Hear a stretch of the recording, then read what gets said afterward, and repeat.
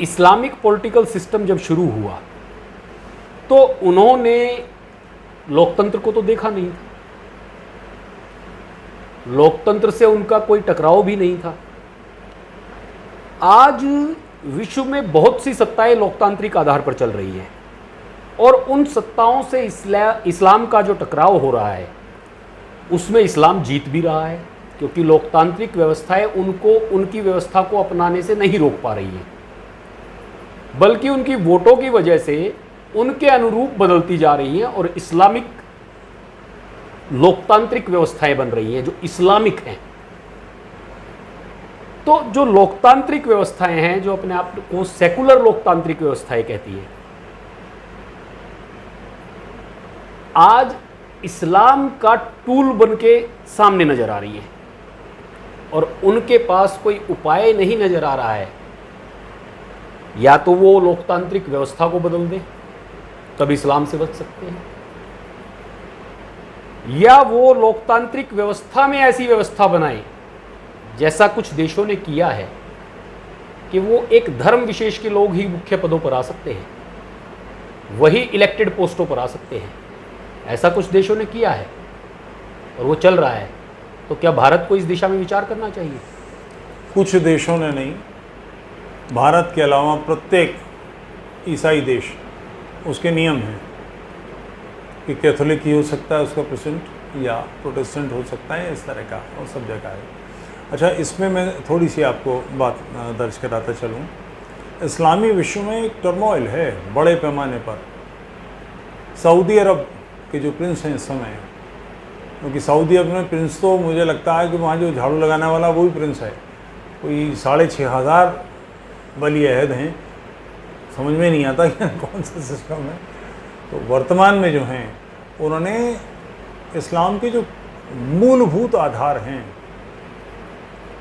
इस्लाम का 14% हिस्सा कुरान है, 70% हिस्सा हदीस है, 16% हिस्सा सीरा है, उसने आउटराइट सबको रद्द कर दिया। उसका कहना है कि 200-250 साल बाद लिखी गई हैं, ये लोगों के स्मृतियों के आधार पर हैं। और स्मृति बड़ी सामान्य चीज़ है, इसके प्रयोग हुए हैं कि आपकी आंखों के सामने चीज़ें बदल जाएं, आप नहीं पहचान पाते, क्योंकि मस्तिष्क में भाव ये है कि यहाँ पर ये है। इस तरह के प्रयोग किए गए कि 4 लोग खड़े हैं, सामान्य, बिल्कुल क्लीन शेव, साफ सुथरे, देखने वालों की आंखों पर, और इवन कैमरा वाला जो दिखा रहा है वो हम देख रहे हैं, उसमें से 2 लोग बदल दिए गए, उनकी दाढ़ी वाले लोग ला खड़ा कर दिए गए। पूछा गया परिवर्तन जो हम कैमरे पर देख रहे हैं, हमारी सब, हमको भी नहीं लगा कि वो नहीं बदल गया। स्मृति बड़ी भ्रम में डालने वाली चीज़ है। मस्तिष्क सबसे कम एनर्जी पर चलने वाला उपकरण है, ये जो बाध्य होता है तभी चलता है, वरना बहुत ढीला उपकरण है। तो उसका ये कहना है कि 200-250 साल बाद जो हदीसें लिखी गई हैं, 200 साल बाद, 250 साल बाद, जैसे सीरतुन नबी जो बहुत तारीफ़ की जाती है इसकी, ऐसा वैसा, उसकी कोई, इब्न इसाक की कोई ओरिजिनल कॉपी नहीं है, एक डॉक्यूमेंट ही नहीं है इब्न इसाक का। ऐसे कई ग्रंथ हैं। तो उनका ये कहना है कि ये, इनको नहीं माना जा सकता। तो ये जो ग़ज़वा हिंद की हदीस है और इस तरह की जो हदीस हैं वो सब गलत हैं। तो कहते हैं इनको मानना ही नहीं है, और इसके लिए कोर कमेटी बना दी गई जो कुरान के को दोबारा परिभाषित करेगी। कुरान में 32 आयतें हैं जो काफिरों से दोस्ती न करने का आदेश देती हैं। काफिर का मतलब हिंदू नहीं, काफिर का मतलब यहूदी और ईसाई। हम मुशरिक हैं, इनसे दोस्ती न करें। अब पेट्रोल तो बेचना है और हज में कुर्बानी करनी तो न्यूजीलैंड से भेड़ें भी आनी है, नहीं तो उसके बिना कुर्बानी भी नहीं होगी। माइक, साउंड सिस्टम, सिक्योरिटी, ये वो सब जितने साधन हैं सऊदी अरब में तो सब बाहर से लगे। अब इन पर लानते ही भेजेंगे दिन में 5 बार, ये भी कहेंगे अल्लाह है क्या और वही है और बाकी सब बकवास है, और इन लोगों को सही भी नहीं मानेंगे, और इनके साथ व्यवहार भी करना। पैसा कहाँ से आएगा? डीजल से खाना तो नहीं मिलने वाला, पेट्रोल बेचना ही पड़ेगा ना, तो किसको देंगे? तो आप कुरान की उन मूल आयतों को पुनर्परिभाषित करने की बात वो कर रहे हैं। तो इस्लामी विश्व में भी एक बयार सी बह रही है, बड़े पैमाने पर है, और ये कोई उसका कारण भी है। इनकी पिछली पीढ़ी और वर्तमान पीढ़ी ये सब विदेशों में पढ़ी है, यूरोप में, अमेरिका में, सारे देशों में इनका अध्ययन हुआ है, इन्होंने आज़ादी चखी है। इनमें से बहुत से लोग, इनकी यही समझ में नहीं आता कि बीवी के साथ में कोई मेल गार्जियन क्यों होना चाहिए, एक लेडी का लाइसेंस क्यों नहीं बन सकता।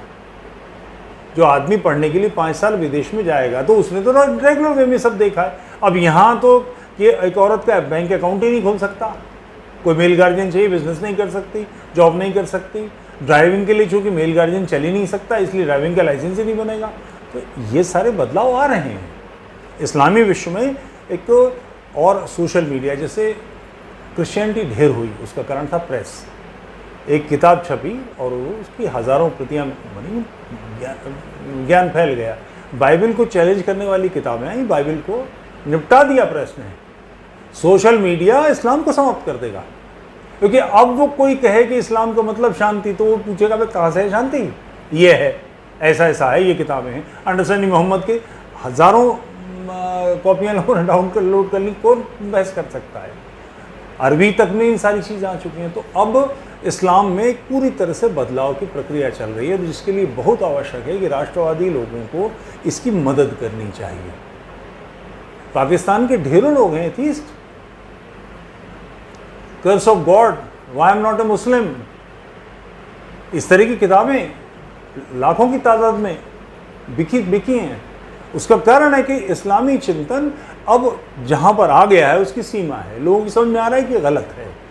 आज कोई कहे कि वो जुल्करनैन वहाँ पहुँचा जहाँ पर सूरज एक कीचड़ भरे तालाब में गुरूब होता था, कुरान की आयत है, अब उसकी व्याख्या ब्रैकेट में लिख दो, उसे ऐसा लगा, अबे कैसे लगेगा कीचड़ भरे तालाब में डूबने का, तो लोग कैसे मान लेंगे। बिना किसी ऑक्सीजन सिलेंडर के 7वें आसमान पे गधी बैठ के, जिसका चेहरा औरत का था, वो चले गए मोहम्मद मिराज के लिए, कौन मान लेगा इसको। उन्होंने 2 उंगली इशारा करा तो चांद के 2 टुकड़े हुए, कैसे हो गए। अबे मतलब सीमा है कि इन बातों की, तो मुसलमान भी समझते हैं। तो टर्मोइल है बड़े पैमाने पे, एक बात। दूसरे, आप जो ये कह रहे थे कि इस जो परिस्थिति बन रही है, निश्चित रूप से इसको चुनौती देने की आवश्यकता है। दुर्भाग्य ये है, क्रिश्चियनिटी जिसने 300 साल क्रूसेड लड़े, उसके पास एक भी किताब नहीं है इस झगड़े की। 9/11 हुआ, घुस भर दिया अमेरिका ने अफ़गानिस्तान का, तो रबुरा की बाड़ी सब मार दी, माँ तालिबान की तेजी फैली, सब हो गया। क्या हुआ, नष्ट हो गया क्या चिंतन। बोको हराम डेवलप हो गया, आईसिस खड़ा हो गया, दाइश खड़ा हो गया, क्योंकि वो समस्या अफगानिस्तान की पहाड़ियों से थोड़ी निकली है, वो समस्या कुरान से निकली है, हदीस से निकली है, जो गैर मुस्लिम को मारने की बात कहता है। तो इस चिंतन के खिलाफ अरबों में, ओरिजिनल अरब, हम सारे के सारे हिंदुस्तान के, पाकिस्तान के, बांग्लादेश के मुसलमान, ईरान के मुसलमान कन्वर्टेड है, वो ओरिजिनल मुसलमान हैं, वो इस चिंतन से बाहर जा रहे हैं। और उसके बावजूद हम लोग, हमारे यहाँ के लोग इसकी बातें कर रहे हैं। नई पीढ़ी बदल रही है, बाध्य हो रही है, और इस हद तक बाध्य हो रही है। मैं कई बार कहता हूँ कि इस्लाम, मुसलमानों को इस्लाम छोड़े तो सदियाँ गुजर गई, इस्लाम की व्यवस्थाओं को मुसलमान कहाँ मानते हैं, नाम रख लेते हैं। मैं 10 मुसलमान बता सकता हूँ जिन्होंने अपने बच्चे का खतना नहीं कराया, मुसलमान हैं, खतना नहीं कराया, कहते हैं बच्चे को किसका तो तकलीफ होगी, नहीं करते। शादियाँ उन्होंने अपने बच्चों की कोर्ट में कराई है, नहीं करा तो निकाह, कोई बाध्यता नहीं है उनको ऐसा करने की। तो इस गति को बढ़ाया जाए। मुर्तद जिन्होंने इस्लाम छोड़ दिया है, इसकी इस चिंतन से बाहर आ गए, ऐसे बहुत लोग हैं, उनकी मदद कीजिए, उनका संबल बन जाए। चूँकि कोई व्यक्ति जब इस्लाम छोड़ता है तो वो किस मोहल्ले में रहे, मगर ये तय समझिए वहाँ वो अकेला हो गया है। उसको शाम में भी तो जाना है, कहीं बैठना है, उसकी पत्नी किससे मिलेगी, मुसलमान तो उसे गाली दे रहे हैं। तो वो उसको एडॉप्ट करने के लिए कुछ जगह दीजिए और ऐसी गति बढ़ा दीजिए, तो ये काम हो जाएगा। और ये काम भी समाज करेगा, राज्य नहीं करेगा, ये राष्ट्र का काम है, ये मेरा आपका काम है। इसीलिए लक्ष्य बना लीजिए, 2 लोगों की शुद्धियाँ करनी है, 2 लोग कम करने हैं, कोई बहुत बड़ा काम नहीं है। 10 करोड़ हिंदू यानी 10% इसको मानकर चलें कि 2 हमने कम करने ही, जैसे भी हो। मुस्लिम लड़की की हिंदू से शादी कराएंगे, मुस्लिम लड़के की हिंदू लड़की से शादी करा के शुद्ध कर देंगे और उसको फैमिली देंगे। अगले 5 साल में समस्या बचेगी भी। मगर हम सोचें हम बैठे रहे हैं, पुलिस कर दे, थाना कर दे, और विश्व हिंदू परिषद कर दे, और बजरंग दल कर दे, और बीजेपी कर दे, किसी तरह से नहीं होगा। मैं करूँगा, बजरंग दल भी मैं ही हूँ, पुलिस भी मैं ही हूँ, पीएचपी भी मैं ही हूँ। ये मेरे ही काम है।